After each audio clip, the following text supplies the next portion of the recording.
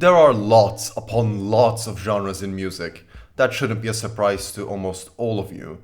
From more basic stuff to slightly alternative stuff to genres that only a select number of special people would listen to. I'm joking, I love you shoegaze. Where there are this many versions of something like music, there are bound to be some types that go under the radar of mainstream media. For example, the thing I said before, shoegaze is a pretty well-known genre. It's an offshoot of alternative rock, but just like alt-rock, it is often ignored by mass media. Like, you would never hear When You Sleep playing on a radio station. But what if we get more obscure and weirder with these genres? Alt-rock is pretty self-explanatory, it's just alternative rock. Same with progressive stuff. Progressive there just means that it's more complex and features odd time signatures normally unseen in normal music. Something like shoegaze is a bit more weird, fine, but like what the fuck is Swancore?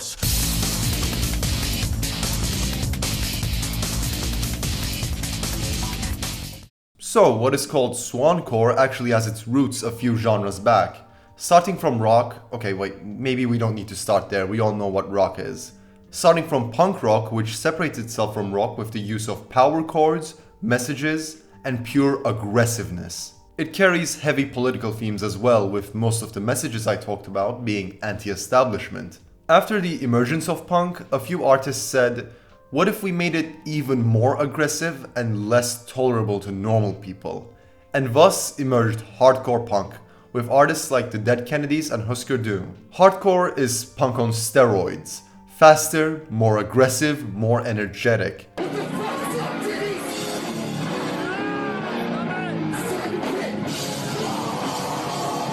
Make the songs more complex and add some features from other genres and you've got post-hardcore. Here resides Slint and Fugazi. I really like post-hardcore, but like anything in music, it could be made even more complicated. Add progressive rock elements, and boom, you've got progressive hardcore, or Swancore. Swancore is similar to post-hardcore in many ways. It just features some signature elements of prog rock, math rock, and even emo, which in itself is an offshoot of punk, including lyricism about deeply personal problems such as suicide, drug abuse, etc., technical instrumentation basically meaning that if you are a beginner on the guitar or on the drums, attempting to play it will likely result in you letting out a big sigh, setting aside your guitar before picking it back up again and playing something like Deftones instead. Clean vocals like post-hardcore, Swancore features a lot less of the intense instrumentals or the shouting found in the normal hardcore scene. Not to say that it's completely gone, but there is just less of it. Swancore is surprisingly modern compared to post-hardcore. Its origins are around the same time as modern emo or third wave emo, with leading artists such as The Fall of Troy releasing their debut albums in 2003. So to make sense of the timeline, My Chemical Romance was already around, having released their Bullets album. Actually, there is a lot of crossover with emo here. Groups like Hail the Sun have songs in their albums that could partly be considered emo. I would really recommend Wake to anyone looking forward to getting into Swancore, as I think it's a really good entry and a solid album. Ready for something completely different? And I mean so different that it's as far away from Swancore as something can be. So it turns out, according to music, this isn't just a biome. Have a short listen. Jungle is apparently the predecessor of drum and bass, which I did not know about before making this video. Reading the Rate Your Music page of drum and bass, the genre that would come after jungle, it says that it's made up of fast, syncopated breakbeat patterns with prominent bass lines, commonly within the 160 to 180 beats per minute range. Like most genres which serve as the forerunner of a bigger one, jungle is mostly similar to drum and bass.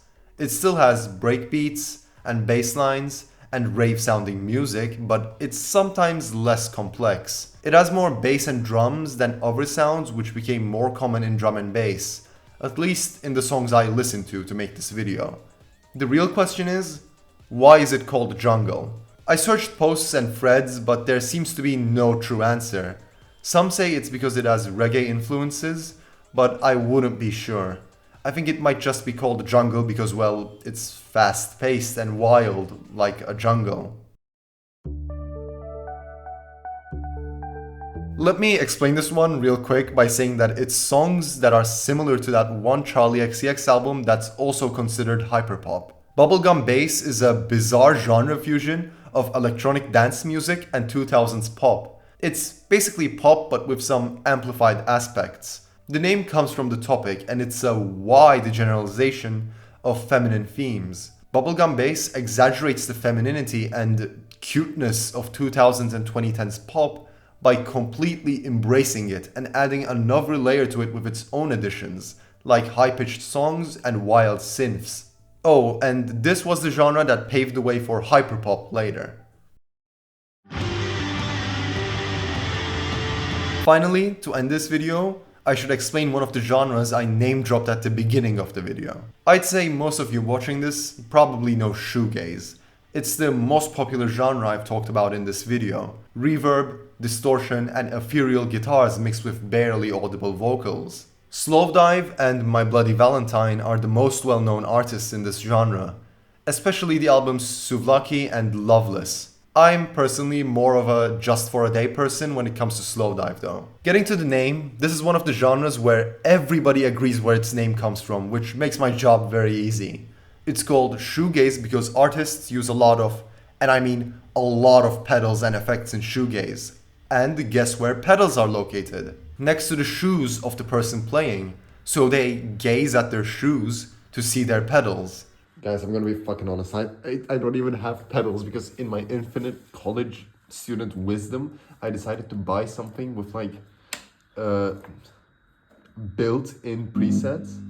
So I don't even have pedals. I can't show them on videos.